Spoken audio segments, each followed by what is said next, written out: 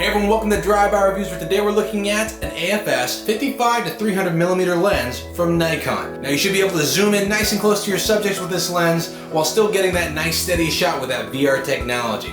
So let's crack open the box today and see if this lens can do exactly what it claims. Alright, here we go. So on the box we got written, it's the AF-S DX NIKKOR 55-300mm f4.5 to 5.6G ED VR lens, and of course it's got that vibration reduction technology in there for added stability from the lens. Looks like we've got an accessory box up top, and in the middle is the lens. Interesting. Instruction manual's there. Lens right here. No extra bubble wrapping. And here we go. A lot of plastic in this lens to keep it as lightweight as possible for a 300mm. Okay, we've got here the branded back cover. And we've got a branded front cover. There's your lens right there. Beautiful as always. Looks like on here we've got a couple switches. We've got one for automatic and manual. And we also have one to turn the VR off and on. Right on the lens there. And of course we've got our focal length written here as you go through the zoom. 55 all the way to 300, and pretty smooth. Just some slight give there on the end where the 300mm sets in. And some interesting noise there you can probably hear. And let's see here, the focus ring. Looser than what I'm used to with the AFP lenses. I'll be interested to see if that looseness, it's not nearly as firm, it doesn't really have a constant resistance to it. It just kind of feels like a loose fitting. I'll be curious to see how that looks when I do a manual focus. And of course automatic focus, I'll be curious to see how it looks.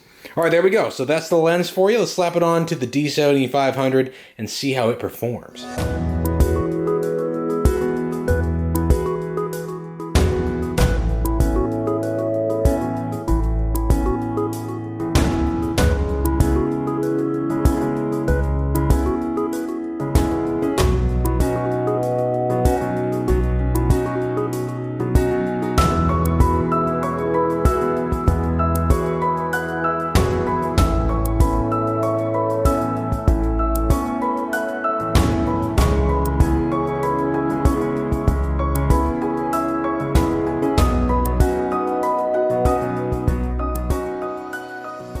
As always, when it comes to zoom lenses, we're looking for that continued crisp, clear shot when at the far end of the focal length. And this AF-S 300mm lens did quite well. Here's an example of the range of this lens in the same scene, first at 55mm and then zoomed in to 300.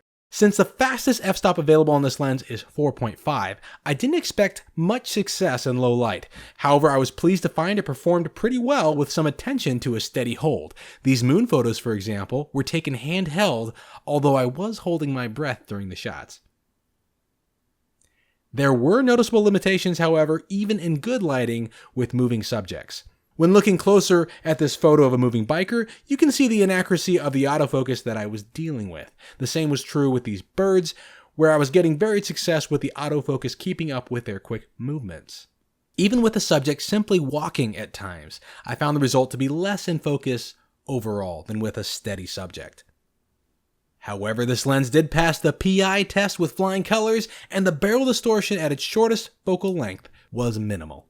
Alright, there you have it everyone. The AF-S 55-300mm zoom lens from Nikon. A pretty stellar zoom lens that does its job quite well. Just keep in mind that it works best in more lighting. Outdoor lighting is your friend really, and more so during the daytime. But beyond that, it does a great job fulfilling its function as a zoom lens. Now I also appreciated the zoom range going from 55 to 300mm on the focal length, keeping in mind that this was made for DX format cameras, and that DX format has that crop factor. So it's just nice to be able to go out that little extra distance to 55mm instead of being stuck at 70, kind of like the AFP lens I just reviewed. But overall it works quite well, and that vibration reduction technology works just as well in this lens as it does in the newer AFP models that have come out. With the one difference being this automatic manual button actually locks out your ability to move the focus ring with an automatic, because it's not an M/A mode or manual automatic mode. It's strictly automatic and strictly manual, which for people that have gotten used to the MA option on lenses might find that a bit annoying that they have to slap an extra button,